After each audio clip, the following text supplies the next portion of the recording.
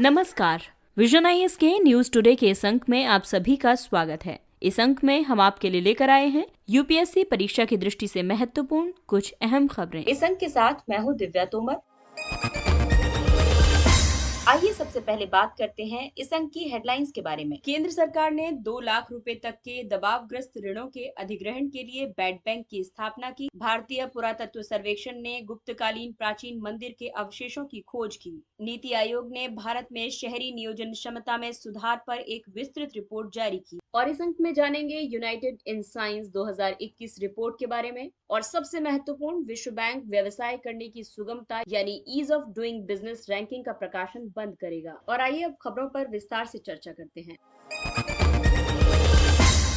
केंद्र सरकार ने 2 लाख करोड़ रुपए तक के दबावग्रस्त ऋणों के अधिग्रहण के लिए बैड बैंक की स्थापना की। फरवरी 2021 में अपने बजट भाषण में वित्त मंत्री ने गैर निष्पादित परिसंपत्तियों के समाधान के लिए राष्ट्रीय परिसंपत्ति पुनर्गठन कंपनी लिमिटेड यानी national asset reconstruction company limited NARCL के गठन की घोषणा की थी। इसे बैड बैंक के नाम से जाना जाएगा। NARCL को कंपनी अधिनियम के तहत निगमित किया गया है और इसने एक परिसंपत्ति पुनर्गठन कंपनी के रूप में लाइसेंस के लिए भारतीय रिजर्व बैंक के पास आवेदन किया है। NARCL की स्थापना बैंकों द्वारा दबावग्रस्त परिसंपत्तियों के समाधान के लिए उनके एकत्रण और समेकन के लिए की गई है। सार्वजनिक क्षेत्र के बैंक NARCL में 51% स्वामित्व बनाए रखेंगे। NARCL का उद्देश्य प्रत्येक 500 करोड़ रुपए से अधिक की दबावग्रस्त परिसंपत्तियों का चरणबद्ध तरीके से समाधान करना है। इन सभी परिसंपत्तियों का कुल मूल्य लगभग 2 लाख करोड़ रुपए होगा। NARCL बैंकों को अशोध्य ऋण यानी बैड लोन्स खरीदने के लिए प्रस्ताव प्रस्तुत करके उनका अधिग्रहण करेगी। इस प्रस्ताव के तहत 15% नकद और 85% प्रतिभूति रसीदों के माध्यम से इन परिसंपत्तियों का अधिग्रहण किया जाएगा। ये प्रतिभूति रसीद सरकारी गारंटी से समर्थित होंगे, जिसके लिए 30,600 करोड़ रुपए का प्रावधान किया गया है। ये गारंटी 5 वर्षों के लिए वैध होगी। ये गारंटी प्रतिभूति रसीद के अंकित मूल्य और वास्तविक प्राप्ति के बीच की कमी को पूरा करेगी। बैड बैंक्स का काफी महत्व है क्योंकि ये बैंकों की बैलेंस शीट से दबावग्रस्त परिसंपत्तियों को हटा देगी। इससे एक बेहतर बैलेंस शीट के सृजन में सहायता मिलेगी। परिसंपत्ति के अधिग्रहण से उसके मूल्य की प्राप्ति होगी और ये बैंकों को पुनर्प्राप्त होगा। वे इसे विकास पूंजी के रूप में उपयोग कर सकेंगे। इससे बैंकिंग प्रणाली अधिक सुदृढ़ हो जाएगी। ये संरचना बैंकों में कर्मियों को दबावग्रस्त परिसंपत्तियों में प्रबंधन के कार्यभार से मुक्त करेगी और ये व्यवसाय में संवर्धन करने के लिए तथा ऋण वृद्धि पर ध्यान केंद्रित करने में सक्षम हो सकेंगे।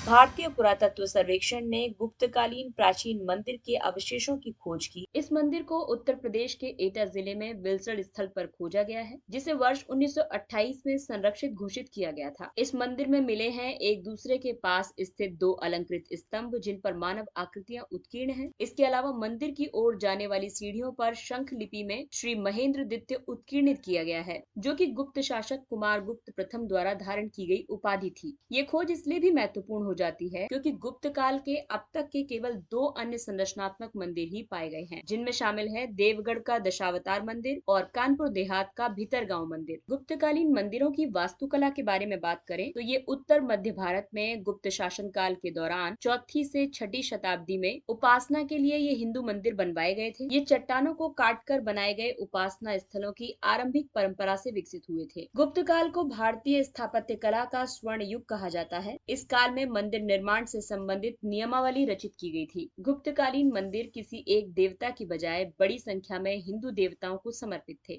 गुप्तकालीन शैली कुषाण, मथुरा और गांधार कला से प्रभावित थी। इसमें इन कला श्रेणियों की टी आकार के प्रवेश द्वार, सुसज्जित द्वार और चौखट, उच्च उभार वाली मूर्तियों से अलंकृत पट्टिकाएं, फूल पत्तियों एवं कांटे वाले पर्णकों का रूपांकन जैसी सामान्य विशेषताओं को ग्रहण किया गया था। शंखलिपि या शेल स्क्रिप्ट में अलंकृत सर्पिलाकार वर्णों का उपयोग किया गया है, जो शंख की तरह दिखाई देते हैं। इस लिपि को ब्राह्मी लिपि से उत्पन्न माना जाता है। ब्राह्मी और शंख लिपि दोनों ही शैलीबद्ध लिपियां हैं। इनका उपयोग मुख्य रूप से नाम और हस्ताक्षर के लिए किया जाता है। इसका उपयोग उत्तर मध्य भारत में 4वीं और 8वीं शताब्दी के दौरान अभिलेखों में हुआ है। इस लिपि के प्रयोग युक्त अभिलेखों वाले प्रमुख शहरों में बिहार में मुंडेश्वरी मंदिर और मध्य प्रदेश में उदयगिरी की गुफाएं शामिल हैं।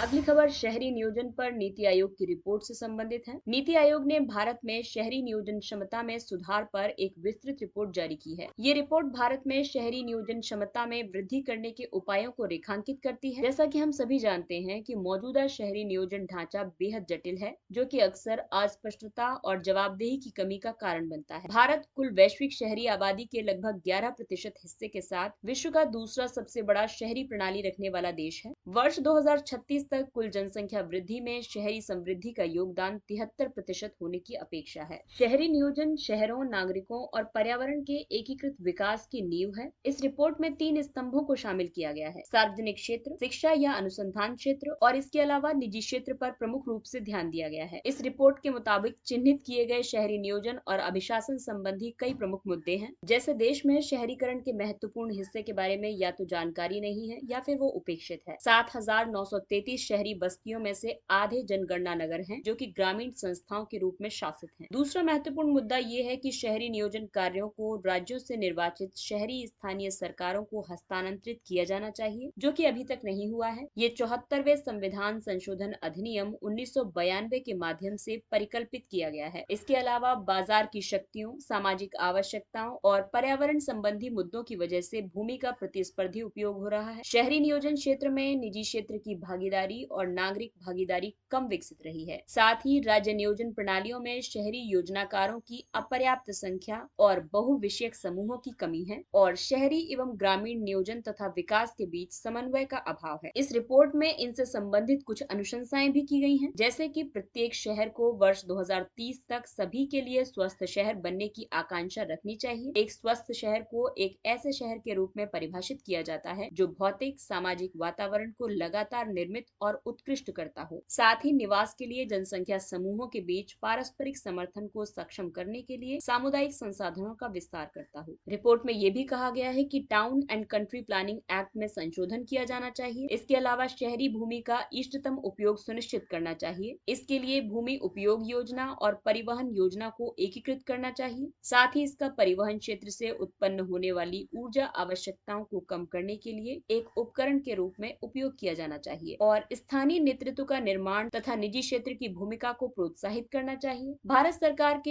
एक सांविधिक निकाय के रूप में national council of town and country planners का गठन किया जाना चाहिए। आवासन और शहरी कार्य मंत्रालय के नेशनल अर्बन इनोवेशन स्टैक के तहत national digital platform of town and country planners के गठन का सुझाव दिया गया है और रिपोर्ट में शहरी चुनौतियों का समाधान करने के लिए अधिक संस्थागत स्पष्टता और बहुविषयक विशेषज्ञता लाने की जरूरत पर बल दिया गया है।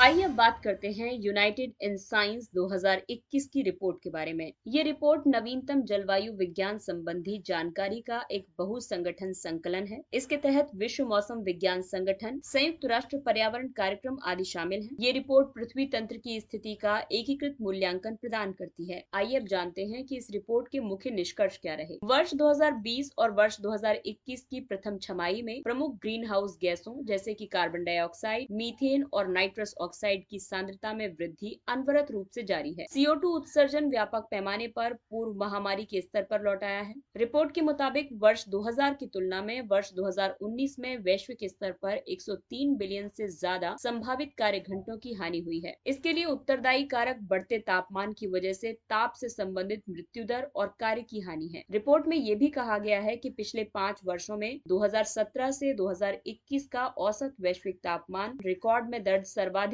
औसत तापमानों में से एक था। इसके अलावा रिपोर्ट में यह भी कहा गया है कि वर्ष 1900 से वर्ष 2018 तक वैश्विक औसत समुद्री जल स्तर 20 सेंटीमीटर बढ़ गया है। इसके साथ ही इस रिपोर्ट में कुछ अनुशंसाएं की गई हैं, जैसे कि शुद्ध शून्य उत्सर्जन लक्ष्यों के लिए प्रतिबद्धता प्रदर्शन करने वाले देशों की संख्या बढ़ रही है। साथ ही लगभग 63% वैश्विक उत्सर्जन अब ऐसे लक्ष्यों के अंतर्गत शामिल है। कोविड-19 रिकवरी प्रयासों को राष्ट्रीय जलवायु परिवर्तन और वायु गुणवत्ता रणनीतियों के साथ एकीकृत किया जाना चाहिए, ताकि जटिल एवं व्यापक जलवायु खतरों से जोखिम को कम किया जा सके, साथ ही स्वास्थ्य लाभ भी प्राप्त किया जा सके।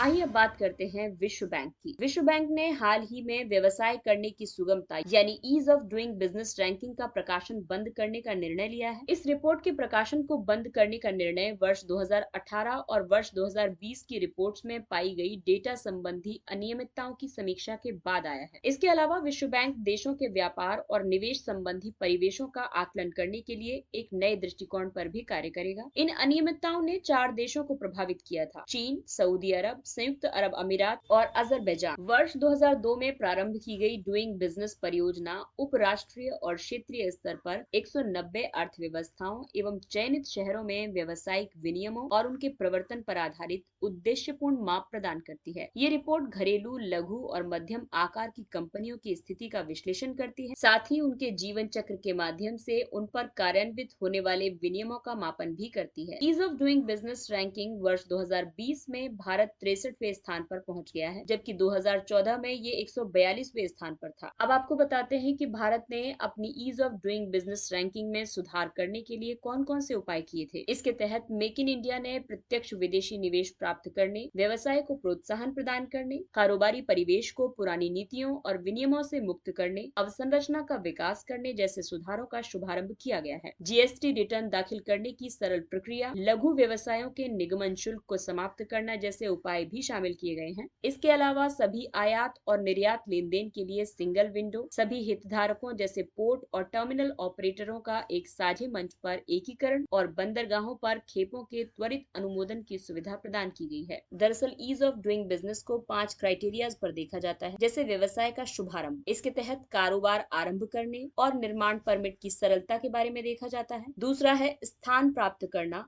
इसके तहत विद्युत प्राप्त करना और संपत्ति का पंजीकरण करवाना शामिल है। वहीं वित्त तक पहुंच के मामले में ऋण प्राप्त करना कितना आसान है और लघु निवेशकों की रक्षा के लिए क्या क्या प्रावधान है, ये देखा जाता है। इसके अलावा दिन प्रतिदिन के कार्यों से निपटने के लिए क्या क्या प्रावधान है, जैसे कि करों के भुगतान के लिए क्या व्यवस्था है, सीमा पार व्यापार के लिए क्या सहूलियतें हैं और सरकार के साथ अनुबंध किस तरह से है। और अंतिम और 5वां है एक सुरक्षित कारोबारी परिवेश में संचालन। इसके तहत अनुबंधों को लागू करने के लिए क्या क्या प्रावधान किए गए हैं और दिवालियापन की समस्या को हल करने के लिए किसी देश ने क्या क्या सुविधाएं दी हैं। इन सभी बिंदुओं को ease of doing business ranking में ध्यान में रखा जाता है। आइए बात करते हैं कुछ अन्य महत्वपूर्ण सुर्खियों की। भारत का पहला यूरो मूल्य वर्ग का ग्रीन बॉन्ड। विद्युत क्षेत्र में अग्रणी गैर बैंकिंग वित्त निगम पावर फाइनेंस कॉर्पोरेशन लिमिटेड द्वारा 300 मिलियन यूरो का 7 वर्षीय यूरो ग्रीन बॉन्ड जारी किया गया है। ग्रीन बॉन्ड में जारीकर्ता द्वारा जुटाई गई धनराशि को अक्षय ऊर्जा, स्वच्छ परिवहन आदि जैसी हरित परियोजनाओं के वित्त पोषण के लिए निर्धारित किया जाता है। वर्ष 2007 में यूरोपीय निवेश बैंक और विश्व बैंक जैसे विकास बैंकों द्वारा ग्रीन बॉन्ड आरंभ किए गए थे। भारत के लिए यस बैंक वर्ष 2015 में ग्रीन बॉन्ड जारी करने वाला प्रथम बैंक था। कम मात्रा में कार्बन वाली ईंटें। भारतीय विज्ञान संस्थान बेंगलुरु के अनुसंधानकर्ताओं ने निर्माण और तोड़फोड़ के अपशिष्ट और 4 सक्रिय बाइंडरों के उपयोग द्वारा ऊर्जा दक्ष दीवारों के लिए सामग्रियों के उत्पादन के लिए एक प्रौद्योगिकी विकसित की है। इन्हें कम मात्रा में कार्बन वाली ईंटें कहा जाता है। इनके लिए उच्च तापमान वाले दहन की आवश्यकता नहीं होती है और पोर्टलैंड सीमेंट जैसी उच्च ऊर्जा वाली सामग्री के उपयोग से भी बचा जा सकता है। ये प्रौद्योगिकी कंस्ट्रक्शन एंड डिमोलिशन अपशिष्ट से संबद्ध निपटान समस्याओं को भी कम करेगी। इस परियोजना को भारत सरकार के विज्ञान और प्रौद्योगिकी विभाग से वित्त पोषण के सहयोग से भारतीय विज्ञान संस्थान बेंगलुरु द्वारा आरंभ किया गया था। इंस्पिरेशन 4 ये प्रथम कक्षीय यात्रा है जिसमें सवार व्यक्तियों में से कोई भी पेशेवर अंतरिक्ष यात्री नहीं है। चालक दल के स्पेस एक्स रॉकेट कंपनी द्वारा उपलब्ध करवाए गए ड्रैगन कैप्सूल का उपयोग किया है। दान के लिए वित्त जुटाने के अलावा इस मिशन का उद्देश्य अंतरिक्ष यात्रियों के शरीर पर गहन अंतरिक्ष के जैविक प्रभावों का अध्ययन करना है। ये एक बहुदिवसीय यात्रा होगी। इसके द्वारा 575 किलोमीटर की लक्षित ऊंचाई पर एक अनुकूलित उड़ान पथ के साथ प्रत्येक 90 मिनट में पृथ्वी की परिक्रमा की जाएगी।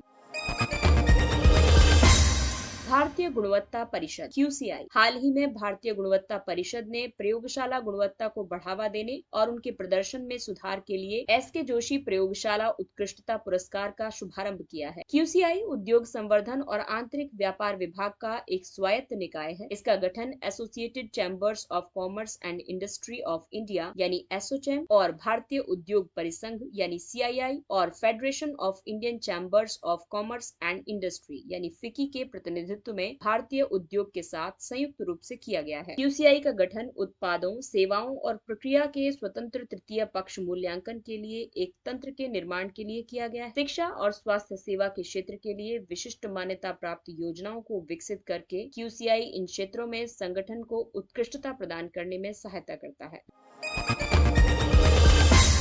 राष्ट्रीय कैडेट कोर। रक्षा मंत्रालय ने एनसीसी की व्यापक समीक्षा के लिए एक उच्च स्तरीय विशेषज्ञ समिति का गठन किया है ताकि इसे बदलते समय में और अधिक प्रासंगिक बनाया जा सके। एनसीसी एक युवा विकास आंदोलन है जो वर्ष 1948 में अस्तित्व में आया था। एनसीसी का उद्देश्य युवा नागरिकों में चरित्र, साहचर्य, अनुशासन, एक धर्मनिरपेक्ष दृष्टिकोण, साहस की भावना और निस्वार्थ सेवा के आदर्शों का विकास करना है। विद्यालयों और महाविद्यालयों के सभी नियमित छात्र एनसीसी में स्वैच्छिक तौर पर शामिल हो सकते हैं। राष्ट्रीय स्तर पर एनसीसी को रक्षा मंत्रालय द्वारा और सभी राज्यों में शिक्षा मंत्रालय द्वारा प्रबंधित किया जाता है। संसद टीवी को भारत के संसदीय चैनल के रूप में आरंभ किया गया है। इसे वर्तमान में लोकसभा टेलीविजन जो कि वर्ष 2006 में स्थापित किया गया था और राज्यसभा टेलीविजन जो कि वर्ष 2011 में स्थापित किया गया था, इन दोनों का विलय करके बनाया गया है। ये पीटी के लिहाज से एक इम्पोर्टेंट टॉपिक हो सकता है। प्राप्त जानकारी के मुताबिक नए चैनल के दिन प्रतिदिन की कार्यप्रणाली की देखरेख लोकसभा सचिवालय द्वारा की जाएगी। बृहद नीतियों और अन्य निर्णयों के लिए लोकसभा अध्यक्ष, राज्यसभा के उपसभापति और दोनों सदनों के सचिवालय शामिल होंगे। इससे दर्शकों के लिए पारदर्शिता को बढ़ावा मिलेगा और सरकार के लिए खर्चों का दोहराव कम होगा। आइए अब बात करते हैं सुर्खियों में रहे स्थलों के बारे में। फैरो द्वीप। हाल ही में फैरो द्वीप में पारंपरिक शिकार क्रिया के हिस्से के रूप में 1400 से अधिक डॉल्फिन मछलियों का शिकार किया गया था। फैरो द्वीप डेनमार्क के तहत एक अर्ध स्वायत्त क्षेत्र है। ये उत्तरी अटलांटिक क्षेत्र में सबसे विशाल फ्योर्ड है। आप लोग कमेंट बॉक्स में बताइए कि फ्योर्ड तट क्या होते हैं। फैरो द्वीप में मत्स्य उद्योग और अन्य समुद्री व्यवसाय आय के प्रमुख स्रोत हैं। काई, घास और पर्वतीय पंख इस क्षेत्र की प्राकृतिक वनस्पति है। उत्तरी अटलांटिक धारा इसके बंदरगाहों को हिममुक्त करने में इसकी सहायता करती है। अगला है लाल सागर। हाल ही में इजराइल के जलयानों पर हमले की वजह से इजरायली नौसेना ने लाल सागर में अपनी उपस्थिति को बढ़ा दिया है। लाल सागर एशिया और अफ्रीका महाद्वीपों के बीच स्थित है। ये विश्व का सबसे उत्तरी उष्णकटिबंधीय समुद्र है। ये अदन की खाड़ी को भूमध्य सागर से जोड़ता है। अदन की खाड़ी और भूमध्य सागर बाबल मंदेव जल संधि से जुड़े हुए हैं और स्वेज नहर इन दोनों को जोड़ती है। अकाबा की खाड़ी लाल सागर के उत्तरी भाग में स्थित है। इस खाड़ी के तटवर्ती देश हैं मिस्र, सऊदी अरब, जॉर्डन और इजराइल। इसके साथ ही ये अंक समाप्त होता है। अगले अंक में फिर मुलाकात होगी कुछ अन्य महत्वपूर्ण खबरों के साथ। तब तक अपना ख्याल रखिए, सुरक्षित दूरी बनाए रखिए, मास्क पहनिए, हाथ और मुंह साफ रखिए और टीकाकरण अवश्य करवाइए। इसके साथ ही विजन आईएएस की पूरी टीम को दीजिए इजाजत। नमस्कार।